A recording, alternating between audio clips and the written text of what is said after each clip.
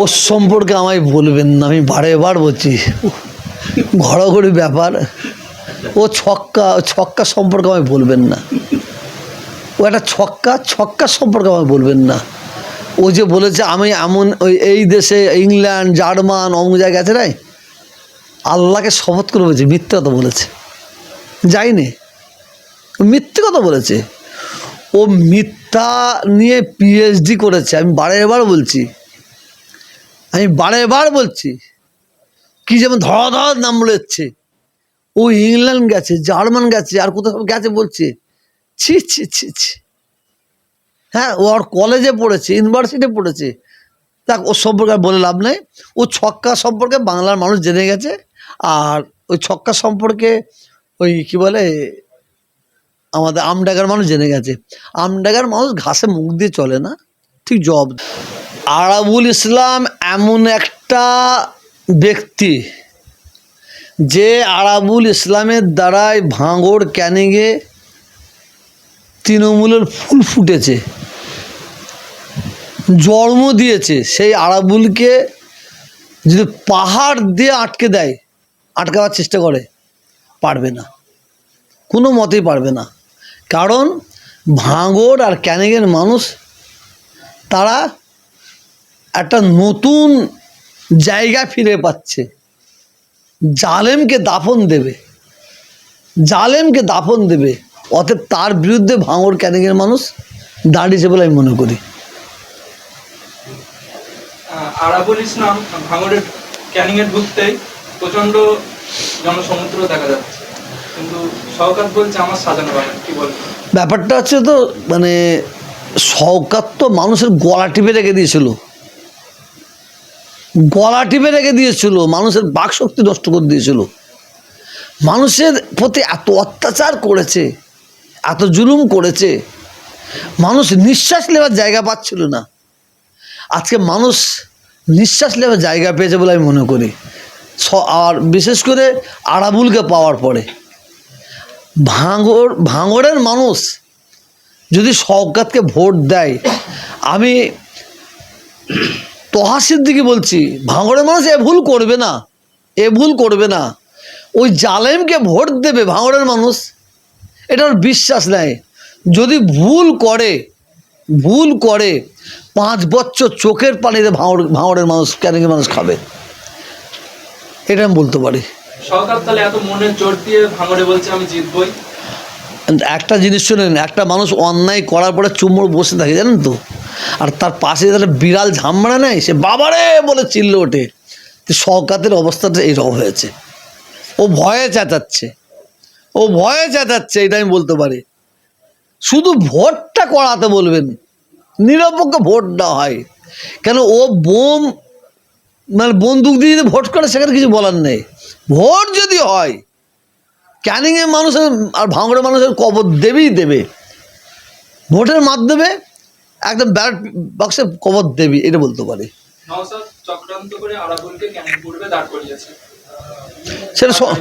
সেটা নওশাদকে জিজ্ঞেস করেছে কে চক্রান্ত করছে।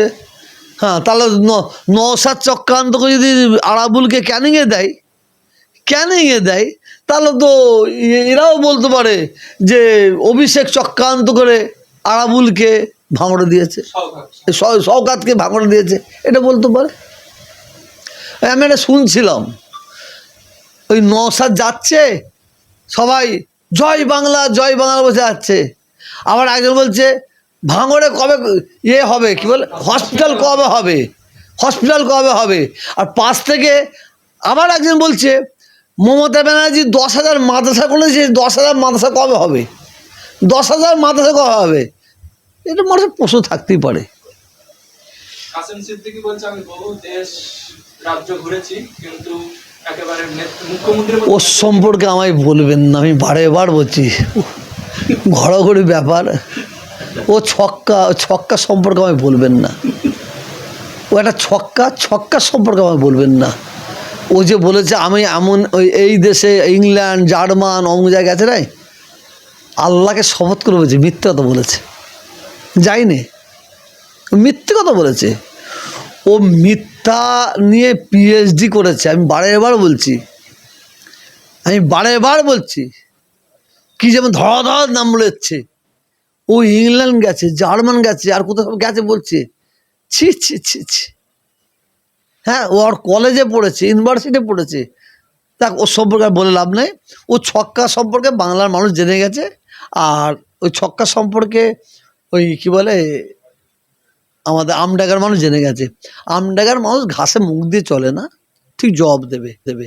আমি আবার বলছি বাংলার মানুষ ওই তুলাবাজদের বিরুদ্ধে ভোট দেবে, সরকারের বিরুদ্ধে ভোট দেবে না। অত্যাচারীদের বিরুদ্ধে ভোট দেবে, সরকারের বিরুদ্ধে দেবে না।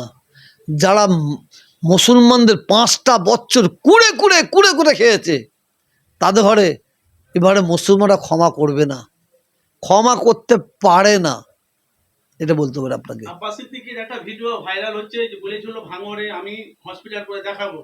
এর মধ্যে প্রায় 2-3 বছর হ্যাঁ আপনাদের করেনি। কালকে ফুটেজ হলো আব্বাস সিদ্দিকী বলেছে অনেক জায়গাতে আমি জায়গা কেনার জন্য আমি রেডি, কিন্তু আমাকে যেখানে কিনবো তাদেরকে মানে সাবধান করা হয়েছে, তোরা যদি জায়গা দিস তোদের উপরে হামলা মানে তোদের উপরে মারধর হবে, গণধনা হবে। এই জন্য বলছে কেউ যদি আমাকে ভাঙড়ে যদি কেউ জায়গা দেয় আমাকে বলুক, সঙ্গে সঙ্গে আমি টাকা ফোনপে ট্রান্সফার করে আমি সে তো বলে দিয়েছে, সে তো জবাব দিয়েছে। সেটা আপনি কি মন্তব্য দিন, সেটা আপনি কি বলছেন? ও শুভ বুদ্ধি হোক, আব্বাসের শুভ বুদ্ধি হোক, ভালো বুদ্ধি হোক। ও আব্বাসকে ভালো ভাষা ইউজ করতে বলুন, ভালোভাবে মন্তব্য করতে বলুন।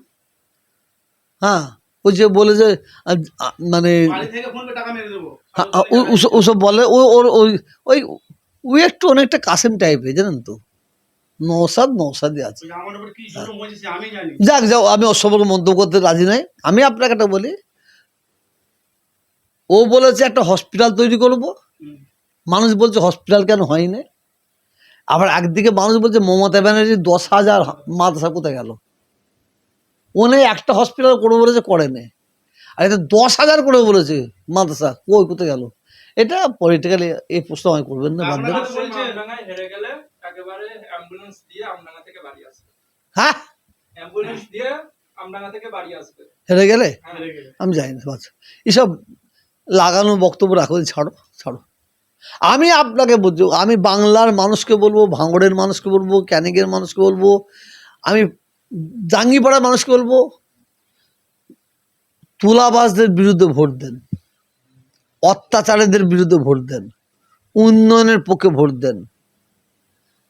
যারা প্রার্থী যেগুলো দিয়েছে তারা তার মাকে খেতে দেয় কি দেখেন, তারা তার বাপকে দেখে খেতে দেয় কি, তার মা বাপকে দেখে কি দেখেন। যারা মা বাপকে দেখে রে, সেই ধরনের প্রার্থীরা আপনাকে আমাকে দেখতে পারে কি করে। যারা সোনো পাওয়ার পরে ঘুরে বেড়ায়, তারা আপনারা আমার কী উপকার করতে পারে। আমি বলবো আমরা অন্যায়ের বিরুদ্ধে, আমার মমতা ব্যানার্জির বিরুদ্ধে ভোট দেবো না। আর মমতা ব্যানার্জি যদি ওই 2 নম্বর মালগুলোকে স্টেজে তুলে হাত তুলে বলে এদের ভোট দেন, এবারে বাংলার মানুষ শুনবে না, এবারে বাংলার মানুষ শুনবে না। বসিরহাটের মুফতি সাহেবকে বলছে একেবারে মুখ্যমন্ত্রী জনগণের সামনে নমস্কার করতে, কি বলবেন? একটা জিনিস এবারে খুব একটা জিনিস নতুন দেখলাম এবারে। মমতা ব্যানার্জি আজ পর্যন্ত কোনো স্টেজে আপনার একটা দেখাতে পারবেন না যে তোমরা নমস্কার করো এই কথা বলেনি। হ্যাঁ, কিন্তু এবারে মতিন সাহেবকে সামনে রেখে নমস্কার করালো। তো মতিন সাহেব ওই নমস্কার করলে কি হবে, মেয়েদের হাত ধরে দাঁড়ালে কি হবে, ওই স্টেজে বসে মহিলাদের গান শুনলে কি হবে, ডান্স দেখলে কি হবে, এটা মোটি সাহেব নিজে জবাব দিয়েছেন। আর মতিন সাহেব বড় ভাইকে জিজ্ঞেস করবেন, উনি তার জবাব দেবে। সেটা ওনাদের জিজ্ঞেস করবেন, কেন আমাদের মধ্যে লাগাচ্ছেন, এটা ওনাদের জিজ্ঞেস করুন। ওনাদের এইসব জবাব মোদি সাহেব আগে দিয়ে দিয়েছে, উনি নিজেই দিয়ে দিয়েছে। ওনার বড় ভাইকে জিজ্ঞেস করুন। তো মতিন সাহেব ওখানে যেভাবে ওনাকে ইউজ করা হবে, আমার মনে হয় উনি সহ্য করতে পারবেন, উনি ব্যাক করবেন আমার মনে হচ্ছে, দেখবেন একদিন। আমি জানি না, একদল বলছে এটা AI করা, আর একদল বলছে মানে অরিজিনাল। সেটা যখন কোর্টের মাধ্যমে যাবে, সত্যটা বেরিয়ে আসবে, তখন মন্তব্য করব।